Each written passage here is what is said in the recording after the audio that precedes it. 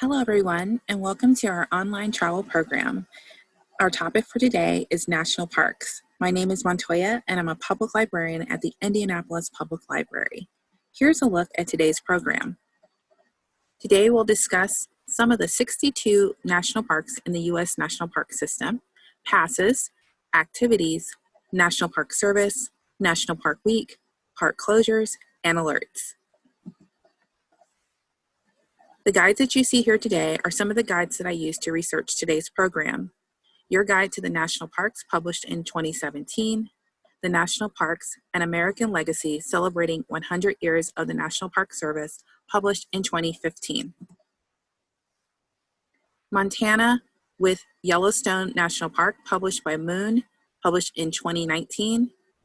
Glacier National Park, also published by Moon, published in 2019. First, we'll start talking about the National Park Service. Here's a trivia question for you. The U.S. Congress made Yellowstone America's first national park in what year? 1492, 1865, or 1872?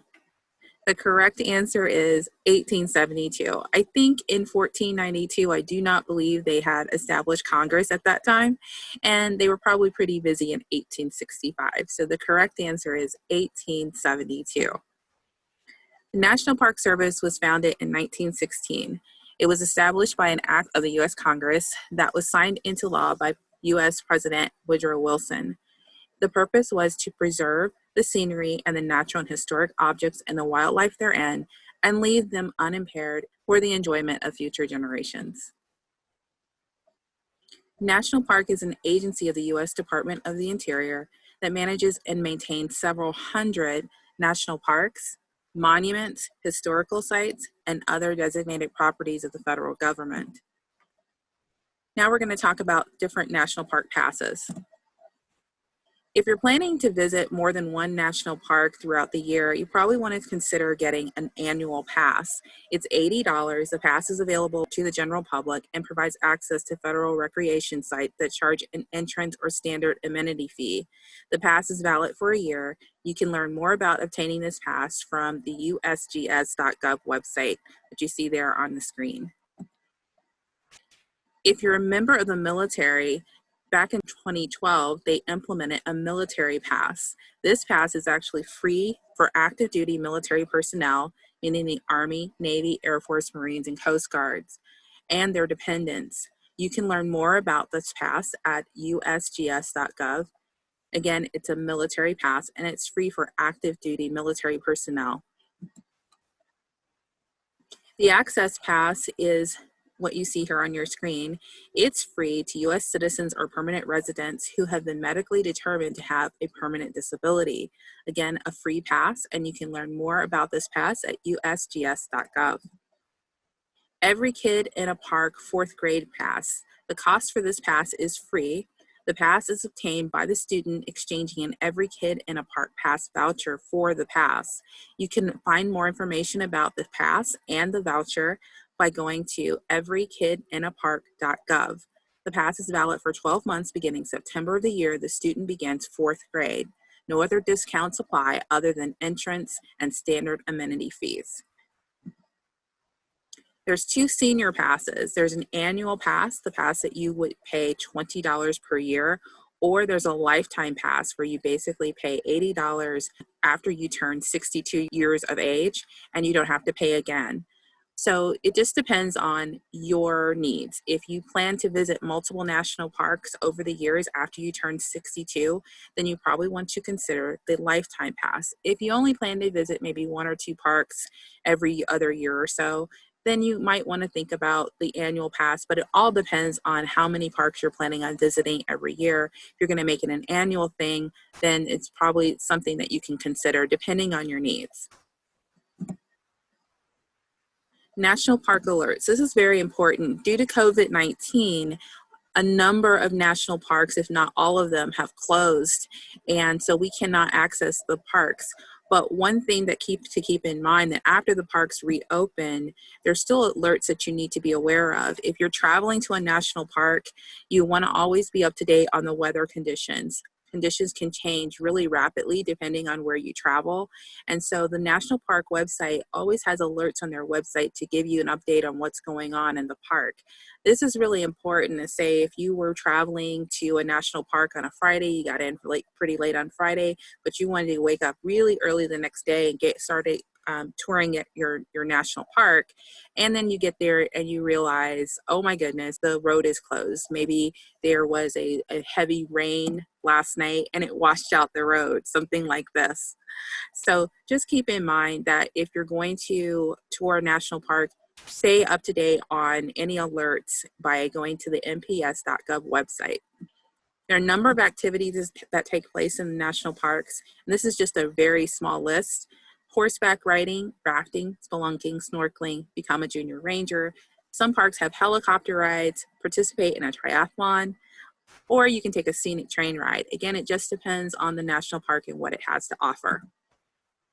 What is America's favorite national park activity? Well, let's look at this. Is it dog sledding, bird hunting, hiking, or a guided tour led by a local bear? America's favorite national park activity is actually hiking. Roughly more than 80% of those surveyed said they enjoyed hiking when visiting a national park. Second and third, we're seeing wildlife and photography. Surprisingly, 0% said they preferred a guided tour led by a local bear. Expenses in the national parks. Vacations can be expensive. A trip to a national park is often seen as an affordable adventure, but costs can add up quickly, meaning lodging, dining, guided tours, entrance fee, and also gas. Most national parks are in vast regions located in extremely remote sections of the United States. It will take a lot of gas to simply get to the park, much less around it. Remember to top off your gas before entering the park. A few parks have gas stations, but expect to pay a modest premium for the convenience. The best way to avoid dining at expensive restaurants is to pack a cooler. Bringing items such as a loaf of bread, jam, and peanut butter can prevent a few trips to the nearest town for an expensive snack or meal. We'll start with Indiana Dunes. Indiana Dunes is located in Porter, Indiana, and it was designated as a national park on February 15, 2019. In 2018, they had over 1 million visitors in the park. Indiana Dunes National Park hugs 15 miles of the shore of Lake Michigan and has much to offer. Hikers will enjoy 50 miles of trails over rugged dunes, mysterious wetlands, sunny prairies, meandering rivers, and peaceful forests. If you want to enter Indiana Dunes at West Beach, it's $6. Dunewood Campground is $25. And again, it's located in Porter, Indiana. Visitors like I mentioned earlier, in 2018, just over 1 million. Now in 2019, I like to believe after it was designated as a national park in February of last year, there were over 2 million visitors. So an increase of 378,000 people visited Indiana Dunes. And I can almost guarantee that a number of those people were there because it was now considered a national park and they wanted to put that on their list of places that they visited. We're going to focus on Glacier National Park next. Glacier National Park was established on May 11th, 1910. It's located in Montana. And this is a photo of going to the Sun Road. And I believe if someone told me if you've ever been on this road, it's pretty backed up most popular times of the year when it's summertime and people love this particular road. It's a really pretty drive. And this is what this area looks like when there's no snow around. It's pretty clear, just up for just a little bit of snow on the mountains there. However, in the wintertime, it can be pretty interesting. This looks like a terrifying drive if you happen to be on that same road in the wintertime. So probably try to stay away from that area in the wintertime, but it is very pretty. If you were going to Glacier National Park, the entrance fee would be 7-day permit for $35. If you just wanted to enter for the day, $20. An annual pass just for Glacier National Park is $70. In 2018, they had almost 3 million visitors visiting Glacier National Park. So a lot of people like this park. Now we're going to focus on Crater Lake National Park. Crater Lake is located in Oregon. 33-mile loop around Crater Lake. Cascade Mountains Park was established back in 1902. The diameter of the lake is 5 miles with a depth of 1,943 feet. And it's really gorgeous. I just love showing these photos. It's just absolutely visually stunning. You'll hear me say that so many times today, but I love saying that about this lake. It's open year-round, 24 hours a day, before COVID-19, that is. Roads, trails, and facilities are closed seasonally due to snow, however. Crater Lake National Park gets an extremely high amount of snowfall. The average per year is 533 inches, or around 43 feet. The record is an incredible 870 inches, or 73 feet. Crater Lake is the deepest lake in the United States, 7th deepest in the world, formed during a volcano eruption approximately 7,700 years ago. Beautiful picture there. If you're planning on visiting Crater Lake and you want to enter by car, in the summertime, it's going to be $25. Or motorcycle will be $20, bicycles and pedestrians just $12. Now we're going to go to Tennessee/North Carolina for the Great Smoky Mountains National Park. The part we're going to focus on today is Cades Cove, which is located in Tennessee. Cades Cove is one of the most popular destinations in the Great Smokies.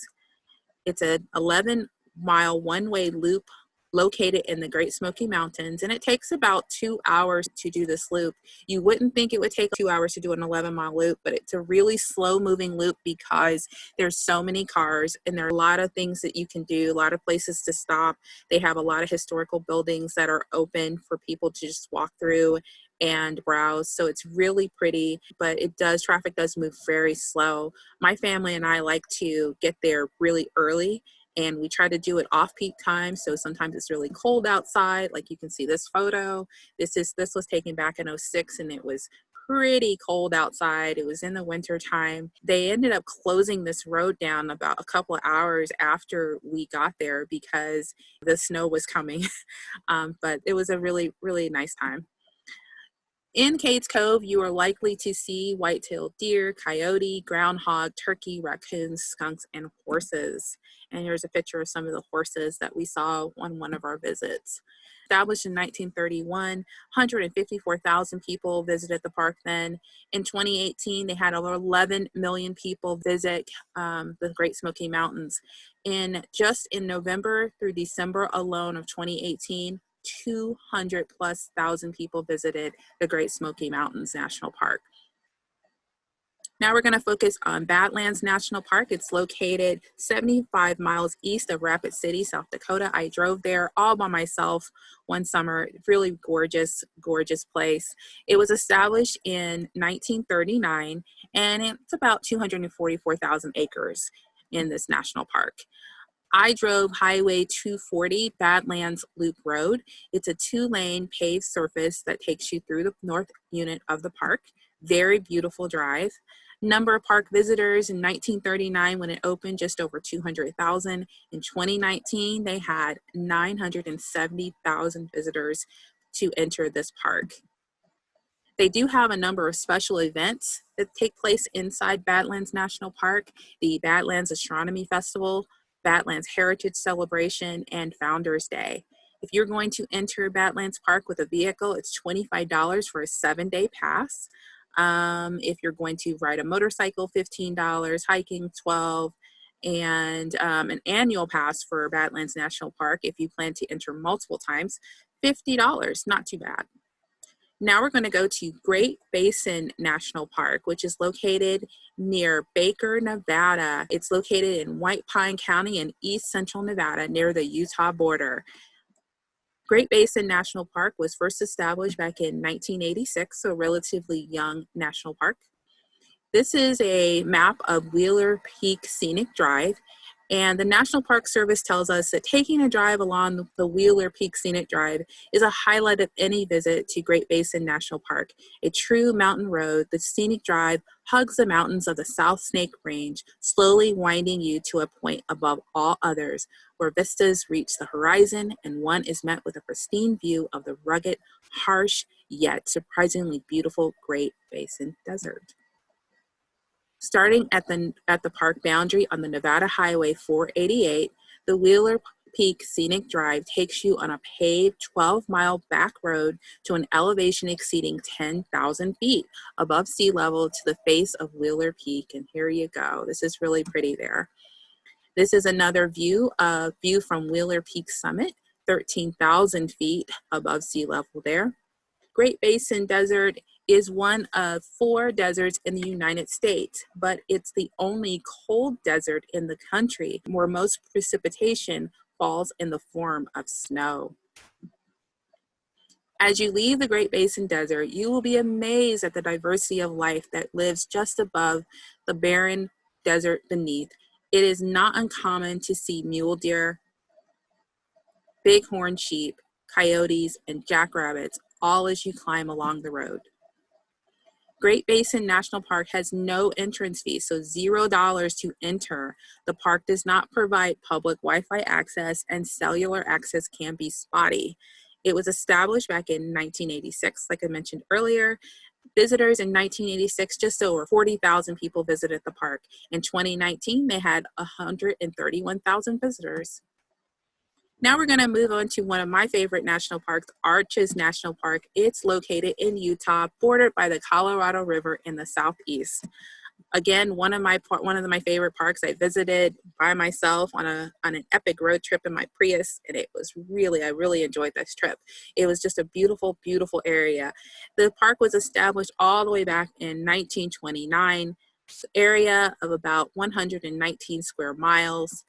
And these are just some of the beautiful photos I took right from my car. I pulled over safely and I was able to just take some photos from my car, got out a few times, but just absolutely gorgeous. The park is known for having over 2,000 natural sandstone arches. And if the sun hits it just right, you can get some really gorgeous photos. So very, very pretty area. If you want to enter Arches National Park, it's $30 for your own vehicle.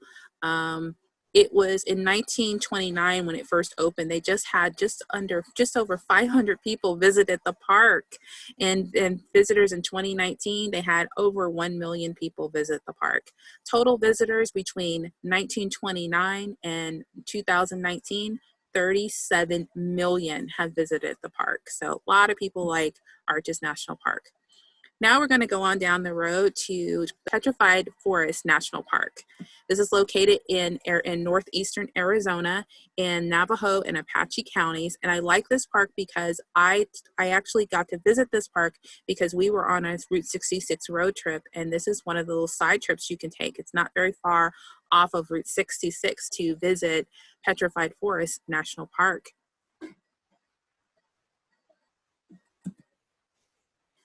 Petrified trees found here have not been alive for at least 225 million years. The park was first established back in 1962. If you want to enter, a 7-day pass is just $20. If you want an annual pass, it's only $40. So that's even cheaper than some of the other parks we've talked about today. The elevation is about 5,400 feet. Visitors in 1919, when the park first opened, was just 3,000 people. Visitors in 2019, 640,000 people. Visitors between 1919 and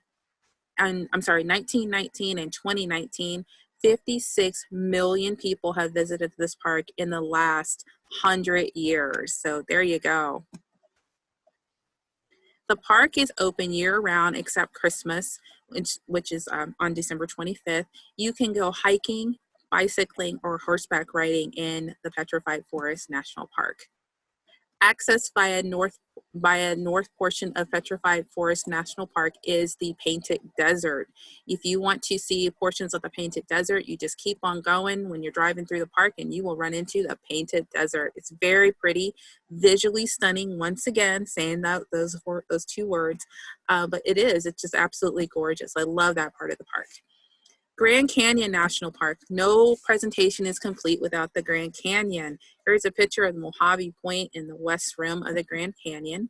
In 2018, 6.4 million people witnessed the wonders of one of the largest canyons on Earth. A mile deep and up to 18 miles wide at spots, the Grand Canyon is so vast that even from the best vantage point, only a fraction of its 277 miles can be seen. This is a view north of Marble Canyon of the junction of the Colorado River and the Little Colorado River in Grand Canyon. Bills to create Grand Canyon National Park were proposed in 1882, 1883, and 1886. Had one passed, it would have been the second national park right after Yellowstone. It was designated a national park back in 1919. Visitors in 1919, 3,700 people. Visitors in 2019, 5 million, over 5 million people have visited the national park in 2019. Between 1919 and 2019, they've had over 224 million visitors. Again, the park is located in Arizona. If you want to visit Grand Canyon National Park, a vehicle pass is $35. If you want an annual pass, it is $70. Now we're going to move on to Lassen Volcanic National Park. Lassen is located in California, and it was designated a national park back in 1916, and very, very gorgeous area. The park is home to meadows freckled with wildflowers, clear mountain lakes, and numerous volcanoes. Entrance fee, just $10 for a winter pass. The vehicle pass is $25, and an annual pass is just $50. Now we're going to go to the Virgin Islands National Park. They have a national park. The U.S. Virgin Islands has a national park. It's located in St. John, and this is a photo of Trunk Bay. Very gorgeous area. This national park was designated back in the 1950s, on August 2nd, 1956. It's one of the U.S. national parks. There is no entrance fee to enter the Virgin Islands National Park. There are, however, amenity fees. So basically, if you can enter the park itself, but if you want to go into certain sections of the park, like Trunk Bay, it'll cost you a little bit. They said it costs a day pass is just $5, so that's not too bad. And I really I think if you have enough money to go all the way to the Virgin Islands and then you come back complaining that you had to pay $5 just to get a day pass, I'm going to give you a look, and this is what it's going to look like. So on down to, we're going to go to the National Park of American Samoa. Have you ever heard of this national park? It was established back in 1988. It's a series of islands, about 60 miles of islands, and it's really, really beautiful. Lots of beautiful areas in this area. Several islands. It's about 13,500 acres of national park for American Samoa. Just absolutely gorgeous. And they've had about 69,000 people have visited American Samoa National Park. So pretty busy area. Cape Breton Highlands National Park of Canada. We're going to go up to Canada. This is not part of the U.S. National Park system, but I did want to highlight it because I've been here and it was a really beautiful area. Canada has their own system of national parks, and this is Cape Breton Highlands National Park. And I have a map here kind of showing you where it's located. You can see it's right off of Nova Scotia there, all the way past Maine, and very beautiful area. This national park was established back in 1936 and just absolutely gorgeous. If you want to drive there, we drove there from Indiana.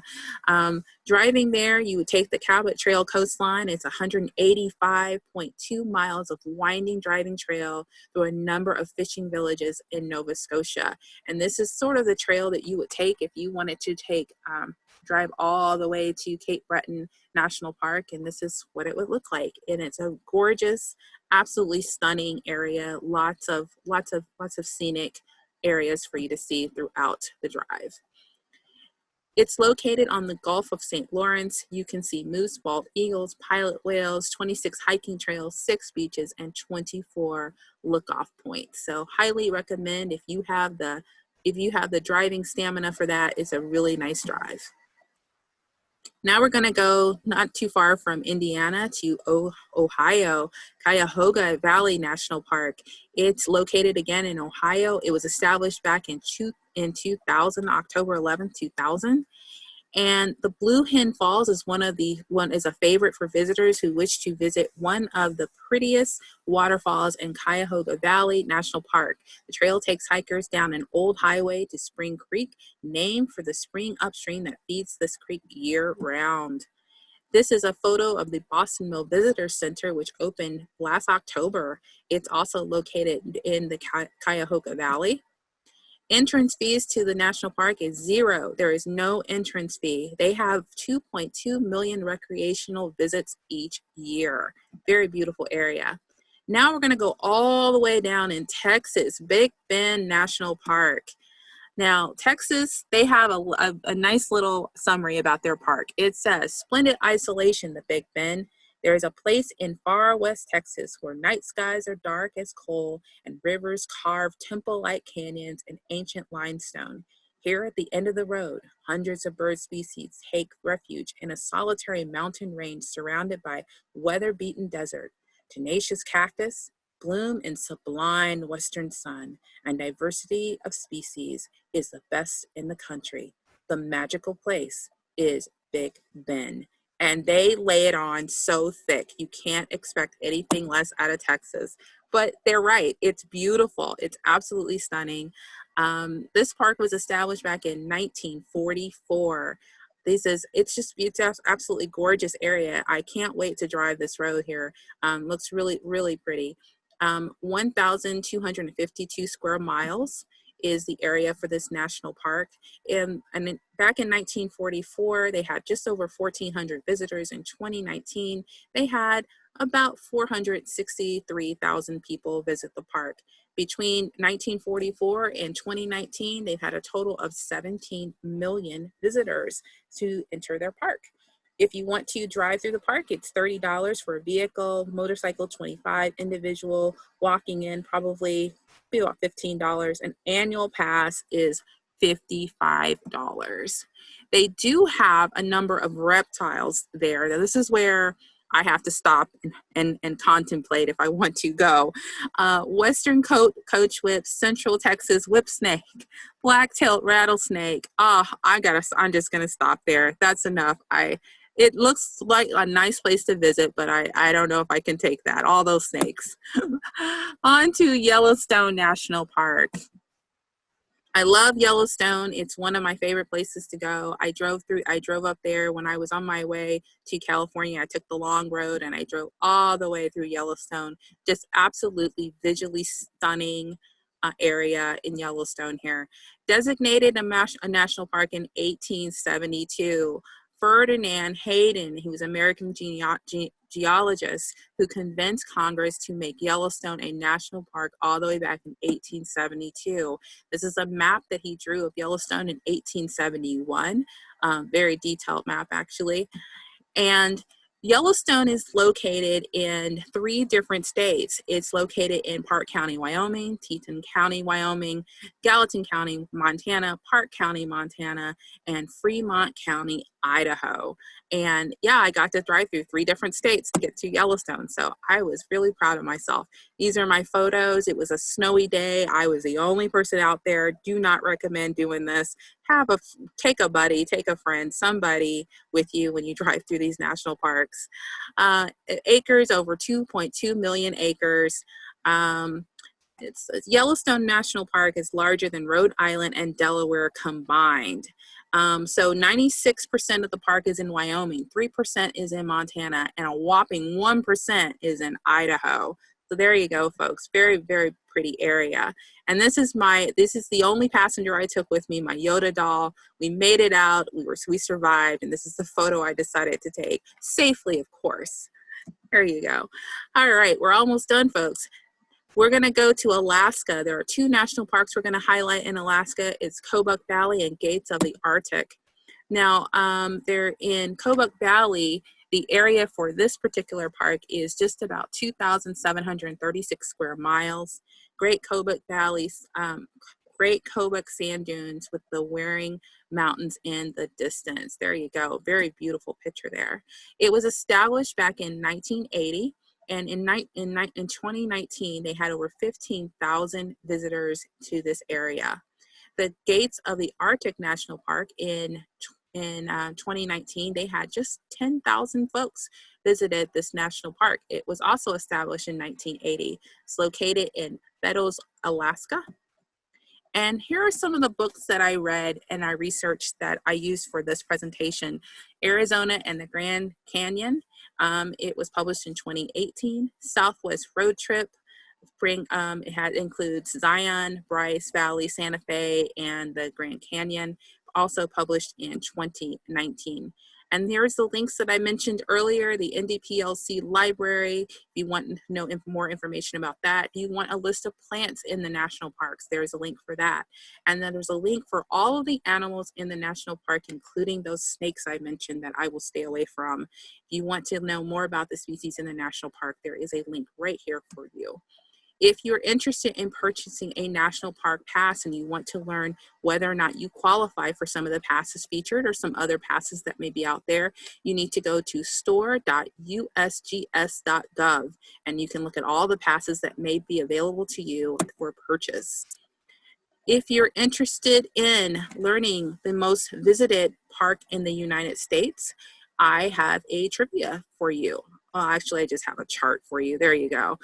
The Great Smoky Mountains National Park was the most visited park in the United States in 2019. I need to change that date. I didn't change that date, my one blooper. 12.5 million people visited the Great Smoky Mountains National Park. And you can see Grand Canyon was second. A lot of people think the Grand Canyon and Yellowstone are the most visited national parks, but it is not. It's the Great Smoky Mountains. And the least visited national park, you guessed it, it was the Gate of the Arctic National Park. Let me go back and show you. Gates of the Arctic National Park, just 10,518 people visited that national park. So I want to thank you for viewing our National Parks online program for today. This is my very first one. I know I made a lot of mistakes, but I thank you so much for sticking in there with me. If you have any online travel program topics or suggestions, you can send me an email at mbarker@ndpl.org. If you're just interested in looking for ebooks or streaming video or downloadable audiobooks about national parks, that's a web address that you can type into your browser and you can find more information. Again, thank you so much. And if you have any comments or any questions or any suggestions, again, feel free to send me an email. Thank you and have a wonderful day and stay safe.